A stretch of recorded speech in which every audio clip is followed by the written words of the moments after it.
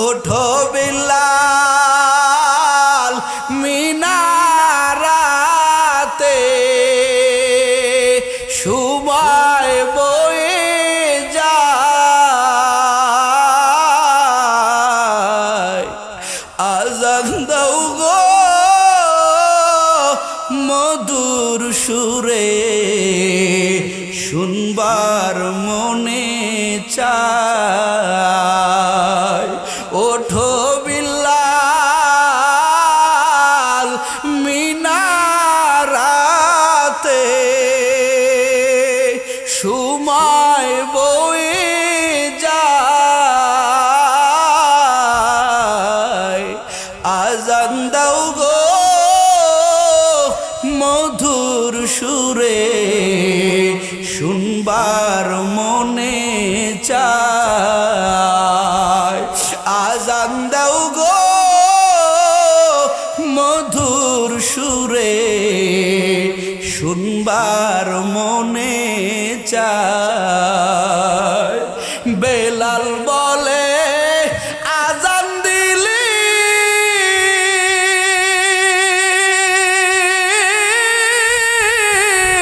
কলি যাইব রাগুন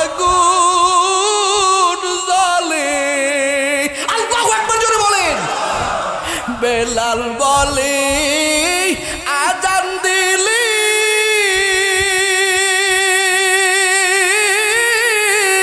কলি যাইব আগুন জলে কে শুনিবি আমার আযান কে শুনিবি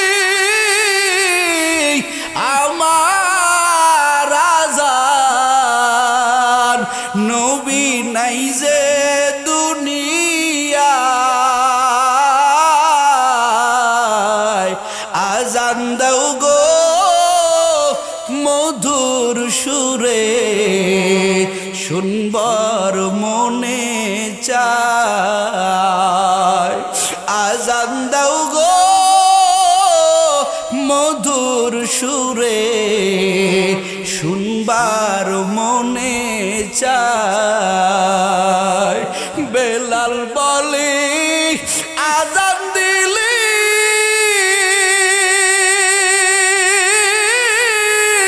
যাব আমি প্রাণে মরে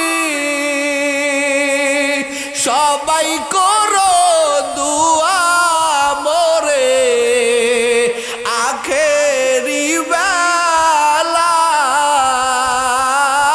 বেলায় আজান দাও গো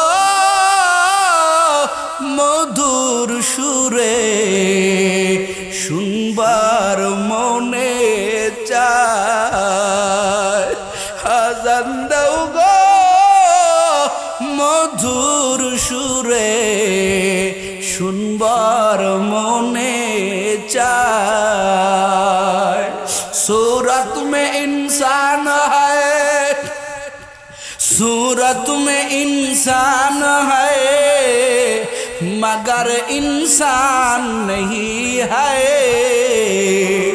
सूरत में इंसान है सूरत में इंसान है मगर इंसान नहीं है हैवान से बदतर है मगर हैवान नहीं है हैवान से बदतर है मगर हैवान नहीं है ओ नाटुरेर যুবক ও পর্দার আড়ার আম্মা জানেরা আজকে আজানের অভাব নাই আজকে সুরের অভাব নাই বেলালি দিলের অভাব কথা কয় না কে বেলালি কণ্ঠের বড় অভাব বেলালি ইশকের বড় অভাব আজকে শুধু ইশকটা বাড়ির মধ্যে আর ঘরের মধ্যে সীমাবদ্ধ রাখলে হবে না আমার নবীর জন্য বেলালের যেই পরিমাণ প্রেম আমার আল্লাহ এমনে এমনে বলে নাই দোস্ত আমার উম্মতের জানায় দেন ও সাহাবায়ে কেরাম শুনে নাও বেলালের নিয়ে সমালোচনা করবা না বেলাল আমার আল্লাহর কাছে বড় দামি বেলাল হৃদয় নবীর প্রেমে প্রেমান্বিত হয়েছেন, নবীর প্রেমে পাগল হয়েছেন। বেলালের ইশক আলাদা ইশক রে বাবা, বেলালের প্রেম আলাদা প্রেম। নবীর ইন্তেকালের পরে সাহাবায়ে কেরাম নবীর পরে আগায় আসে। সবু আবু বকর দূরে থাকে, ওমর শুনছে। ওমর শোনার পরে তরবারি বাহির করেছে রে বাবা। তরবারি বাহির করে কয়, কেউ বলবি না নবী মারা গেছেন, নবী চলে গেছেন। তোরা তাকাইয়া দেখো, আমার নবী মরে নাই। আমার নবীরে যে মৃত্যু বলবা তারে আমি দ্বিখণ্ডিত করব। আহারে বড় পাগল আবু বকরটাকে দূরে রাখছেন। আমার আল্লাহ তাআলা আসল মোহাব্বতের লোকটারে দূরে রাখছেন। ওরে নবীর মোহাব্বতে পাগলের মতো নবীরে দেখার জন্য আসে, কিন্তু আবু বকর, ওমর, উসমান, আলী এরা আলাদা প্রেম। ও কলিজার যুবক, ও নাটোরের যুবকেরা, পর্দার আড়ালের আম্মা জানেরা, এবার বেলালের কানে যখন গিয়েছে নবী নাই, আমার পয়গম্বর আর দুনিয়াতে নাই, সবাই নবীর দিকে আগায়। তো বেলাল কয়, ও মদিনাবাসী, ওরে আমি আর মদিনায় থাকবো না। ওরে সবাই নবীর প্রেমে নবীর কাছে আগায় যায় রে বাবা। আর বেলাল যখন শুনছে নবী নাই, নবী বেলাল চলে গেলেন দামেশকে। কয়, আর মদিনায় থাইকা কি হবে? কারণ কি রে যুবক, মদিনার অলিতে গলিতে যেখানে বেলাল রে দেখা যাইত, বেলাল ছিলেন আমার নবীর পথের রাহবার। ওরে যেই রাস্তায় বেলালকে দেখা যাইতো, ওই রাস্তা পিছনে খুঁজলে আমার নবীরে পাওয়া যাইত। বেলাল কয়, আমি আর দুনিয়াতে, আমি আর এই মদিনাতে থাকবো না। বেলাল দামেশকে চলে গেলেন। বহুদিন পর হাসান হুসাইন ওমরকে ডাক দিয়া বলেন, ও চাচা যান, ও চাচা যান, কতদিন বেলালের কানে, বেলালের মুখের আওয়াজ শুনি না। বেলাল রে ডাক দেন, বেলাল রে ডাক দেন, বেলালকে একটু দামেশকে থেকে আনেন। বহু রিকোয়েস্টের পর বেলালের দাওয়াত দিয়ে দিয়ে দিয়ে দিয়ে এক পর্যায়ে বেলাল মদিনাতে আসলেন। এবার বেলালের আসার পরে ওমর ডাক দিয়া বলে, বেলাল ভাই, তুমি একটু মসজিদে নববীতে আযান দাও। বেলাল কয়, ওমর কত রিকোয়েস্ট করবা? ওরে সব মানবো, কিন্তু এটা মানতে পারবো না। আমারে আজান দিতে বলিও না। আমি তো তখন আজান দিব যখন আমার নবীরে পাবো। এখন তো আমার নবী নাই, আমি আজান দিতে পারবো না। এরে কলিজার যুবক, ও পর্দার আড়ালের আম্মা জান, ওরে বেলালের কি মোহাব্বত! হাসান হুসাইন আইসা বেলালের দুটো হাত জড়ায় ধরছেন। ও বেলাল, একটু আজান দাও। আরে হাসান হুসাইনের চেহারার মধ্যে আমার নবীর চেহারার প্রতিচ্ছবি দেখা যায়। একটু জোরে বলেন বাবা, আল্লাহু আকবার। এরা কলিজার যুবক বেলাল তাকাইয়া দেখেন নবীর চেহারার মতো চেহারা। ওরে ডাক দিয়া কয়, আপনি আজান দেন। বেলাল আর রাকাত ফেরাইতে পারলেন না। বেলাল আজান দিতে শুরু করলেন। আল্লাহু আকবারের আওয়াজ দিয়েছে। মদিনার অলিতে গলিতে সমস্ত শিশুরা মায়ের কাছে বলা শুরু করে, ও আম্মা জান, শুনছেন? মসজিদে নববীর ভিতরে আজানের ধ্বনি। ওরে এই আজান তো বেলালের আজান। ও আম্মা জান, যেহেতু বেলাল আজান দিয়েছেন, মনে হয় মদিনার নবী আবার হাজির। বাচ্চারা দৌড় দেয়, মহিলারা দৌড় দেয়। মসজিদে নববীতে বেলালের আজান। ওরে বেলাল কষ্ট করে করে আল্লাহু আকবার বলে, আশহাদু আল্লা ইলাহা ইল্লাল্লাহ কষ্ট করে বলে। কিন্তু বেলাল যখন আশহাদু আন্না মুহাম্মাদুর রাসূলুল্লাহ বলেছে, বেলাল মেম্বার সুজাত তাকাইয়া দেখে, আমি যখন বলতাম আশহাদু আল্লা ইলাহা ইল্লাল্লাহ আশহাদু আন্না, আমার পয়গম্বরের নাম যখন আমি বলতাম, ওরে তাকাইয়া দেখতাম নবী নবী আমার মেম্বারের উপরে বসে আছেন, কিন্তু আজকে তো ওই মেম্বার খালি। বেলাল বেহুশ হয়ে জমিনে পড়ে গেলেন। বেলাল আর একটা লফজও বলতে পারলেন না রে বাবা। এমনে এমনে বেলাল জমিনে পড়ে নাই। নবীর মোহাব্বত, নবীর মোহাব্বত। এরে কলিজার যুবক, আজকে তুমি দাবি করো নবীর বড় আশিক, নবীর বড় পাগল, কিন্তু যুবক রে তোর চেহারার দিকে তাকাইলে আমার নবীর কোনো সিরাত দেখা যায় না, কোনো সুন্নাত দেখা যায় না। এরে যুবক, দুনিয়ার বাহাদুরি কোনো বাহাদুরি না রে বাবা। ওরে প্রবাসী ভাইরা কত আনন্দ নিয়ে বিদেশে যায়, বাড়ি গাড়ি করবে। ও আল্লাহর বান্দারা, কয়দিন আর বাহাদুরি করবা? নবীর পোশাকটা আজও পর্যন্ত লাগাইতে পারো নাই, আজও পর্যন্ত নবীর দাড়িটা লম্বা করতে পারো নাই। ওরে কবরে যাওয়ার পরে ইমাম সাহেব তালকিন দেয়, ও ভাই যে লাশ নিয়া নামছেন বুকের উপরে হাত দিয়া বলেন বিসমিল্লাহি ওয়া আলা মিল্লাতি রাসূলিল্লাহ। এরে যুবক, তোরা আজকে এত সুন্দর আয়োজন করেছো। এ কলিজার যুবক, যতই তোর আমার বুকের উপরে হাত দিয়া বলুক নবীর নামে রেখে দিলাম, নবী একটু দেখাশোনা করবেন। এরে যুবক, কিন্তু তুই তো দাড়িটাও নিয়ে যাইতে পারলি না, তুই আমার মাওলার মোহাব্বত নিয়ে যাইতে পারলি না। ওরে কলিজার যুবক, আর কয়দিন বাহাদুরি করবি? আর কয়দিন আমার নবীর গালে ছুরি লাগাইবি রে বাবা? এখন কি তোর দিলটা ঘামে? ওই হাবশি গোলাম, কালো গোলাম বেলাল, উমাইয়ার আন্ডারে বেলাল বড় গরিব। বেলাল গোলাম আল্লাহকে আহাদ বলার কারণে, আমার মাওলাকে জিকির করার কারণে কি পরিমাণ বেলাল রে কষ্ট দেয়। আমার নবীর কান মুবারক পর্যন্ত সংবাদটা চলে গেল, নবী আমার আপনার একজন পাগল বেলাল নামক একজন সাহাবী আল্লাহকে আল্লাহ বলে মানছেন, আপনাকে নবী বলে মানছেন। উমাইয়া কি পরিমাণ কষ্ট দেয়। উমাইয়া বারবার বলে বেলাল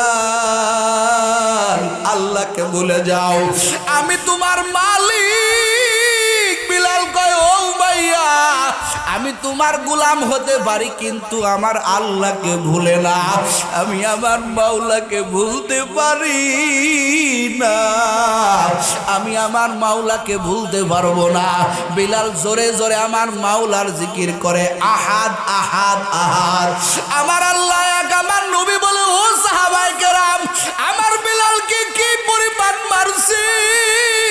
বেলাল রে মারতে মারতে রে যুবক, আজকে জবান দিয়া মাওলার নামটা তোমার বাহির হয় না। আজকে তুমি জবান নারায়ণ নারায়ণ কত মানুষের ডাক দাও, এই জবান নারায়ণ নারায়ণ তুমি আমার মাওলারে ডাকতে পারো না। এই জবানের মালিক তো আমার আল্লাহ। এরে কলিজার যুবক, বেলাল রে যত আঘাত করে বেলাল তারপরও বলে আহাদ আহাদ আহাদ। বেলাল রে উত্তপ্ত বালির উপরে চিৎ করে শুয়াইয়ার যুবক। এরে যুবক, তুমি আজকে আল্লাহ বলবা, 5 বেলার নামাজ পড়বা, কেউ তোমারে বাধা দিবে না। কিন্তু বেলাল এমন সময় আমার আল্লাহরে আল্লাহ বলে ডাকছেন, যেই সময় বেলালের পক্ষে কথা বলার মতো কেউ নাই। বেলাল আমার মাওলার জিকির করে, আহাদ আহাদ বলে। ওরে বেলালের শারীরিকভাবে টর্চার করে বেলাল রে আহাদ থেকে বিরত রাখতে চায়। উমাইয়া দেখে যত আযাব বাড়ায় দেওয়া হয়, বেলালের ইমানের ঘরে আগুন শুধু বেড়েই যায় বেড়েই যায়। বেলাল আওয়াজ দিয়া বলে, যতই তুমি আমার শরীরে কষ্ট দাও, আমি আমার মাওলারে ডাকা ভুলবো না। আমি আমার মাওলারে ডাকতে ছাড়তে পারি না। ও কলিজার যুবক, সিহারা দিয়া কি করবা? বেলাল আমার মাওলারে ডাকে, এক পর্যায়ে উমাইয়া কয় বেলাল রে এইভাবে শাস্তি দিয়া ফেরানো যাবে না, বেলালের জিহ্বাটা টান দিয়া বাহির করো, বেলালের জিহ্বার মধ্যে পেরাক ঢুকায়া দাও।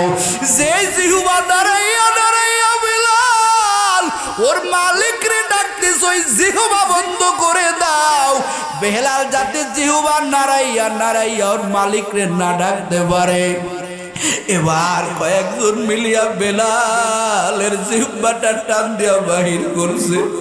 আবু বকর পথ দিয়া যাইতেছিল, বেলালের কষ্ট সহ্য করতে পারে না রে যুবক, এরে গুরু দুশ্মনের যুবক ও পর্দার আড়ালের আম্মা জান, আপনি আজকে কোরআন তেলাওয়াত করতে পারেন না, আজকে আপনি মাওলারে ডাকতে পারেন না, আপনার ডাকতে বড় কষ্ট হয়, আপনি আজকে 5 বেলার নামাজ পড়বেন, আপনার বড় কষ্ট, কিন্তু রে যুবক এমন একটা দিন ছিল আল্লাহ বলে ডাকলে গর্দান উড়ায় দিত, আল্লাহ বলে ডাকলে তার জবান বন্ধ করে দিত, গৃহবন্দী হওয়া লাগতো। কিন্তু বেলাল এত কষ্টের পরে ও কলিজার যুবক বেলাল মাওলারে বাদ ডাকতে বাদ দেয় নাই। আবু বকর শাস্তি দেখিয়া কয় ও বেলাল, আমার নবী তোমার কষ্টের কাহিনী শুনেছেন, আমার নবীর চোখে পানি দেখে আসছি, নবী আমার বলছেন আবু বকর রে আমি কি তুই কি পারবি না আমার বেলাল রে ওই উমাইয়ার থেকে কিনে নিতে, আমার পক্ষ থেকে আমি আমার বেলাল রে আজাদ করে দিব। এরে আবু বকর যা, আমার মুখে যদি হাসি দেখতে চাও আমার বেলালকে তুমি উমাইয়ার থেকে আজাদ করে নিয়ে আসো, ক্রয় করে নিয়ে আসো। আবু বকর কয় উমাইয়া রে বেলালকে আর কষ্ট দিস না, বেলালের কষ্ট সহ্য করতে পারি না রে যুবক। উমাইয়া কয় সুযোগে সৎ ব্যবহার করা লাগবে, বেলালকে বিক্রি করবো না। আবু বকর কয় কত টাকা নিবা? ওরে বেলালের ওজনের সম পরিমাণ টাকা যদি নিয়ে আনো এরপরেও বেলালকে আমি কিনেই নিয়ে নবীর দরবারে যাব। বেলালের ওজনের সম পরিমাণ টাকা দিয়ে আবু বকর কিনে, আর আবু বকর ডাক দেয়া কয় ভাই বেলাল যদি আস্তে আস্তে আমার মাওলারে ডাকতা তোমারে তো এই পরিমাণ আযাব দিত না, তুমি মাওলার নামটা তো গোপনে গোপনেও ডাকতে পারো।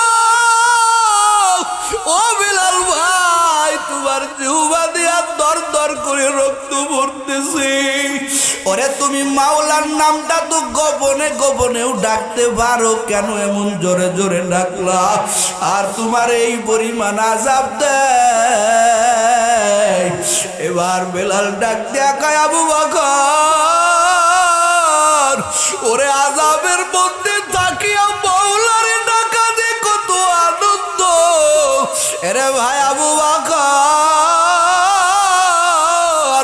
আমি তোমারে বুঝাইতে পারবো না, আমি তোমারে বুঝাইতে পারবো না রে ভাই আবু বকর। এবারে আবু বকর কয় বেলাল রে তোমার এই প্যারাকটা আমি জিহ্বা থেকে বাহির করে দেই, তুমি তো কথাই বলতে পারো না। এবার বেলাল কয় আবু বকর রে এই প্যারাক আমি আগেই বাহির করব না, ওরে আবার নিয়েছিল আমার নবীর দরবারে, আমার নবীর সাক্ষী বানাইব, আমাকে আল্লাহ ডাকার অপরাধে ওই বেঈমান আমার জিহ্বার মধ্যে প্যারাক ঢুকায় দিছি, ওই প্যারাকটা আমার নবীর আমি দেখাইব, আমার নবী সাক্ষী হয়ে যাবেন, এরপরে আমার প্যারাকটা তুমি খুলে দেবা। এবার বেলালে নিয়া ও নাটোরের যুবকেরা, ও আমার কলিজার প্রবাসী ভাইরা, ও আল্লাহর বান্দারা, ও পর্দার আমার আম্মা জানেরা, বেলালের নবীর দরবারে নিয়ে যাওয়া হলো। নবীর দরবারে নিয়ে নবী তাকায়া তাকায়া দেখেন বেলালের দুই গাল বেয়ে বেয়ে ঝরঝর করে রক্ত পড়তেছে। এরপরও নবীর দেখে বেলালের সুখের হাসি। আমার নবী বলে ও আবু বকর আমার বেলাল কেন কথা কয় না? আবু বকর কয় নবী ও পয়গম্বর আবু বকর, ও পয়গম্বর বেলাল কেমনে কথা বলবে? বেলালের জিহ্বার মধ্যে প্যারাক। ওরে বেলাল কেমনে কথা বলবে? নবী বলে প্যারাকটা খুলে দাও। ওরে বেলালের জিহ্বা থেকে প্যারাকটা খুলে দেওয়া হলো। বেলালের জিহ্বা বেয়ে বেয়ে দর দর করে রক্ত পড়া আরম্ভ হয়ে গেল। আবার নবী ডাক দেয়া কয়, রে বেলাল ওরে আমার কাছে আয়। আমার মুখে তো সেই থুতু, যেই থুতু আমি আমার আবু বকরের পায়ে লাগাইয়া সাপের বিষ বাণী করেছি। রে বেলাল ওরে তোর জিহ্বার মধ্যে যে আঘাত, এই আঘাত বন্ধ হয়ে যাবে। ওখানে কষ্ট নাই, কষ্ট লেগে যাবে রে বেলাল। বেলাল কয়, নবী এই আঘাতটা আমি বন্ধ করতে চাই না, এই আঘাতটা আমি বন্ধ করতে চাই না রে নবী। ও পয়গম্বর, হাসরের ময়দানে আমার আল্লাহ যেদিন ডাকবে, আয় রে বেলাল আসো, আমার জন্য কি আনছো? বেলাল বলেন, নবী ওই দিনকে আমার আল্লাহর দরবারে আমি বলবো, ও আল্লাহ আপনার জন্য তো আমি তেমন কিছু আনতে পারি নাই। আমার না আছে চেহারা, না আছে আমার রব, না আছে কণ্ঠে আমার সুর। এরে যুবক, আমরা সুরের পাগল, চেহারার পাগল। আমার আল্লাহ কয়, ওগুলো আমি আল্লাহর কাছে কোনো দাম নাই। বেলাল কয়, রে নবী ওরে হাসরের ময়দানে আমার আল্লাহ যেদিন আমারে ডাকবেন, ওই দিনকে আমার আল্লাহকে আমি বলবো, আল্লাহ আমার জিহ্বাটার দিকে তাকায়া দেখেন, আপনাকে আহাত বলার কারণে কি পরিমাণ আমার অত্যাচার করেছে। আমার জিহ্বাতে খানিক গোস্ত নাই। ও নবী, এই পুঁজি নিয়ে আমি কবরে যেতে চাই। ও পয়গম্বর, আমি আঘাতটা বন্ধ করতে চাই না। যার কারণে বেলাল তো আফ্রিকার লোক, বেলালের আরবি ভাষার যোগ্যতা নাই। বেলাল আজান দিলে জিহ্বার মাঝখানে ফাঁকা গোস্ত নাই, ওখান দিয়ে বেলাল আশ বলতে পারে না, আজ হয়ে যায়। বেলাল আশ বলতে পারে না। আমার আল্লাহ কয়, ও দুনিয়ার মুয়াজ্জিনেরা, আমার বেলালের কোনো মাখরাজের আওয়াজ হবে না। ওরে দুনিয়াতে তোরা সবাই বলবি আশহাদু আল্লা ইলাহা ইল্লাল্লাহ, আর আমার বেলাল যদিও তার ভিতরে মহব্বত জমা, আমার বেলাল যখন বলবে আশহাদু আল্লা ইলাহা ইল্লাল্লাহ, ওই ডাকটা আমি আল্লাহর কাছে বড় প্রিয়। আমার নবী কয়, রে সাহাবায়ে কিরাম কারে নিয়ে সমালোচনা করো?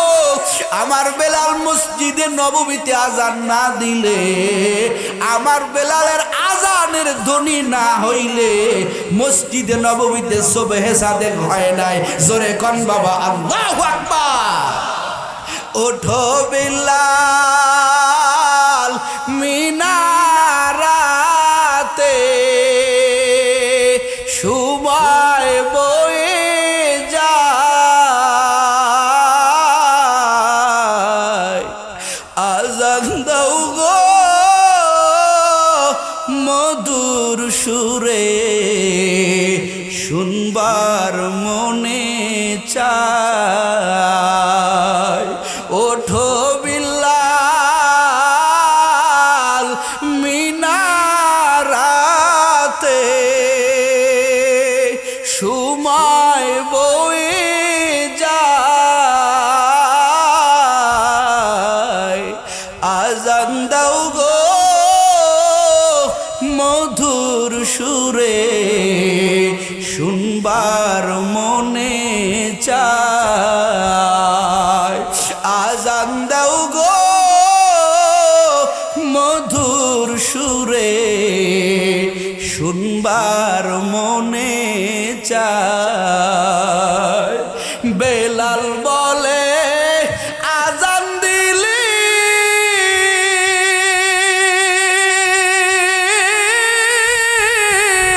কলি যাইব রাগুন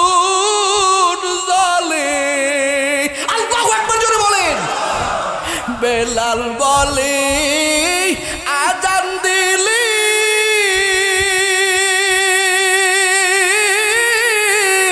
কলি যাইব আগুন জ্বলে কে শুনিবে আমার আযান কে শুনিবে আমার আযান নবী নাই যে দুনিয়ায় আযান দাও গো মধুর সুরে শুনবার মনে চায় আযান দাও গো মধুর সুরে শুনবার মনে চায় বেলাল বলে আযান দিলি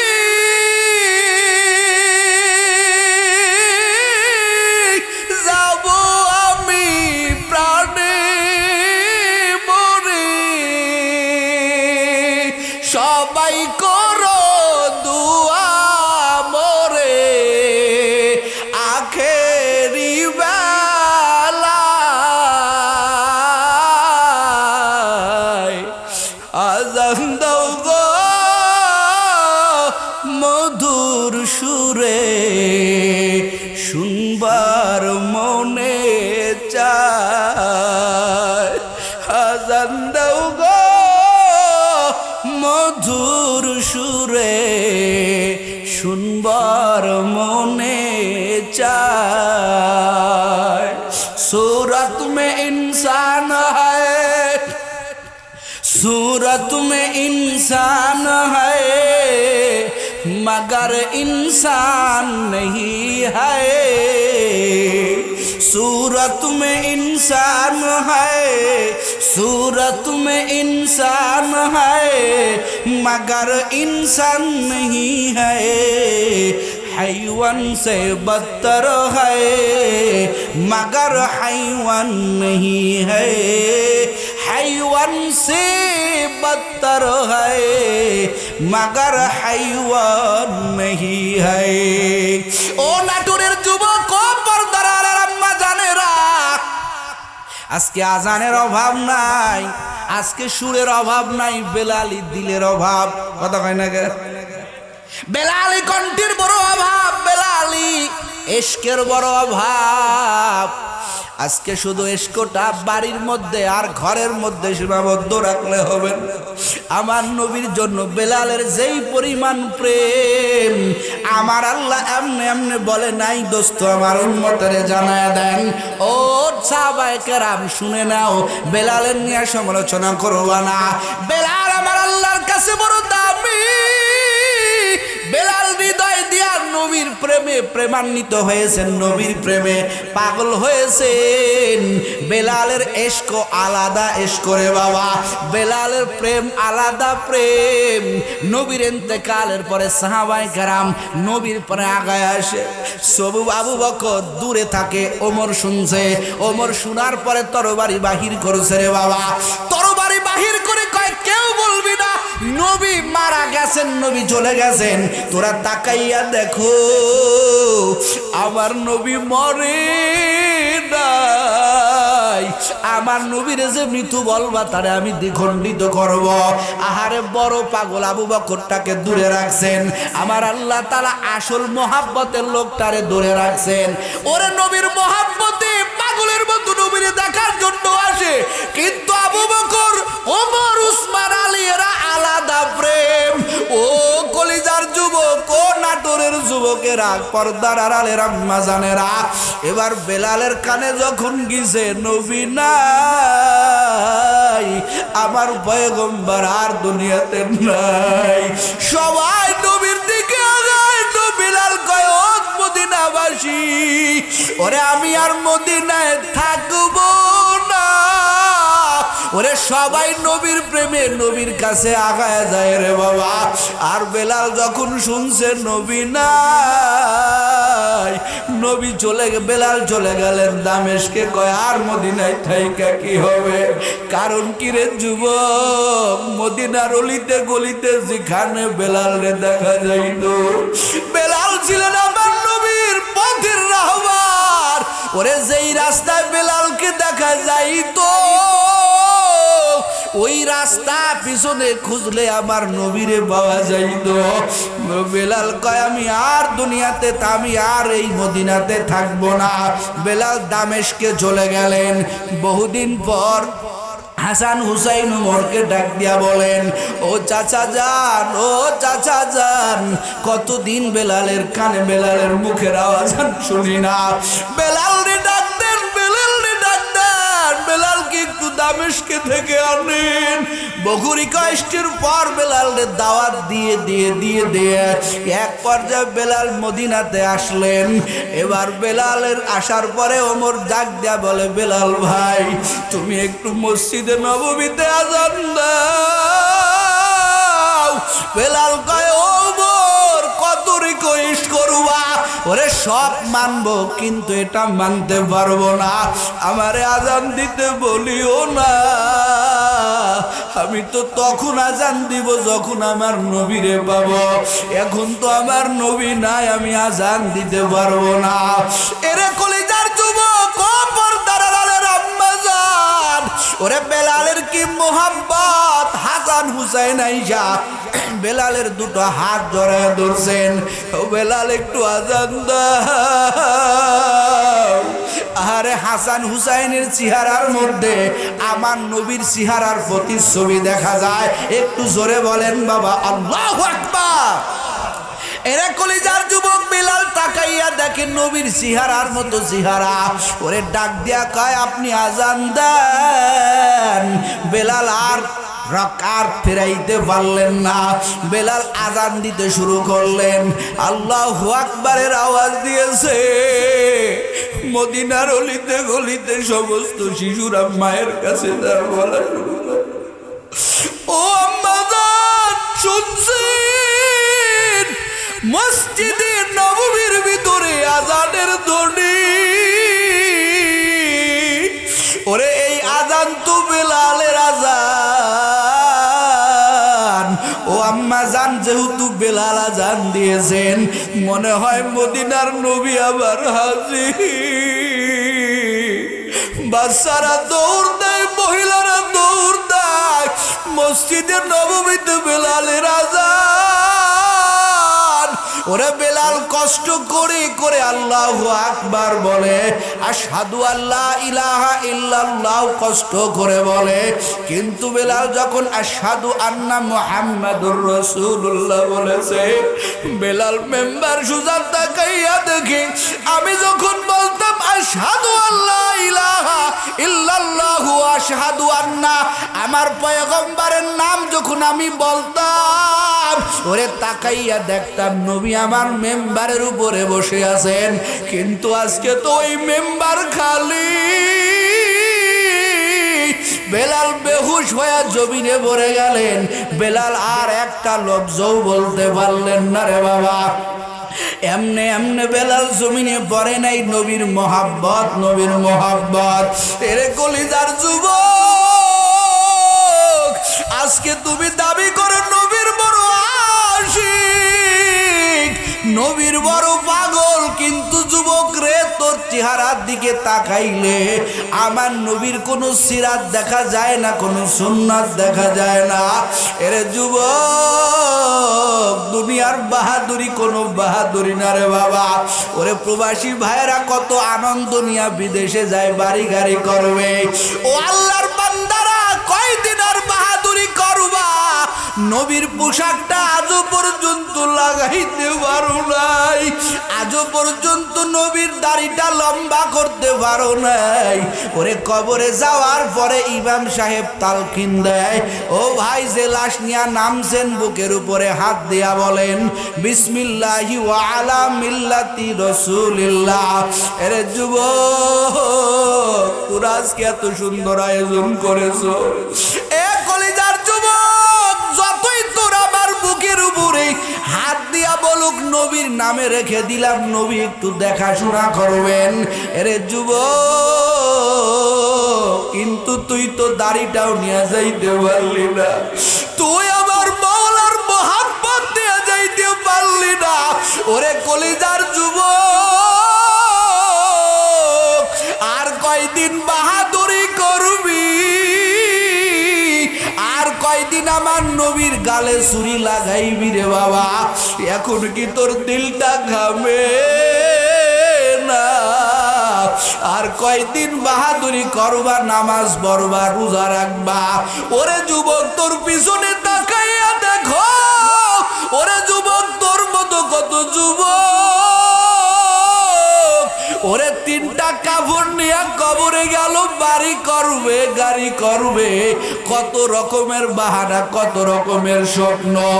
এরে যুবক, তুই কি তাকায়া দেখলি না তোর বয়সের কত যুবকেরা তিনটা কাপড় নিয়ে কবরে চলে গেল? এই ঈদের আগেও কত যুবকের তাজা তাজা লাশ কবরে চলে গেল। ওরে করোনার ভিতরে কত আল্লাহর বান্দারা কবরে চলে গেল। ওই ফিলিস্তিনে গাজার দিকে তাকাইয়া কি দেখো না রে যুবক? কোটিপতিওয়ালারা আজকে রাস্তায় রাস্তায় নামে নামে বলে, আমারে সদকা দাও, আমি বড় অসহায়, আমার টাকা নাই, পয়সা নাই। ও আল্লাহর বান্দারা, ও কলেজার যুবক, ওরে আল্লাহর কাছে চেহারার দাম নাই, ওরে আল্লাহর কাছে মর্যাদা, আল্লাহর কাছে বংশের বাহাদুরি নাই, আল্লাহর কাছে কোনো কিছুর দাম নাই। আল্লাহ কয়, ইন্না আকরামাকুম ইনদাল্লাহি আতকাকুম। ওরে যুবক, আমার মাওলারে ভয় করিয়া চলো। তোর বয়সী কত যুবক, তোর বয়সী কত ভাইয়েরা দাড়িটা লম্বা করে, উলামায়ে কেরামের বয়ান শুনে দাড়িটা লম্বা করে, 5 বেলার নামাজ পড়ে, আছে আছে না নাই? কথা কার আছে না নাই? নারায়ে তাকবীর, নারায়ে তাকবীর। প্রধান বক্তার আগমন, প্রধান বক্তার আগমন, নারায়ে তাকবীর। কারা কারা তওবা করবেন আজকের থেকে, আর দাড়ি কাটবেন না, নামাজ ছাড়বেন না? কারা কারা আছেন দুটো হাত আল্লাহকে দেখায়া দেন। নারায়ে তাকবীর। আল্লাহ তওবার নিয়তে আমরা হাত উঠাইছি। আল্লাহ, আমি বড় গুনাহগার, আল্লাহ আপনি আমাদের প্রত্যেকেরই তাকওয়াবান হওয়ার তৌফিক দেন, বলেন আমিন। আল্লাহ আমাদের সবাইকে মুত্তাকি হওয়ার তৌফিক দান করুন, বলেন আমিন। আপনাদের কাঙ্ক্ষিত মেহমান আব্দুল্লাহ মাওলানা, হযরত মাওলানা আব্দুল্লাহ আল আমিন হাফিজাহুল্লাহ, ঢাকা। হুজুর চলে আসছেন, অত্যন্ত বড় দিলের মানুষ। হুজুরের সাথে আমার প্রথম সাক্ষাৎ। হুজুর অত্যন্ত বড় দিলের মানুষ, ভালো মানুষ। আজকে দেখেন উলামায়ে কেরাম এক ব্যানারে আস্তে আস্তে আসতেছে, কথা বলেন ঠিক কিনা?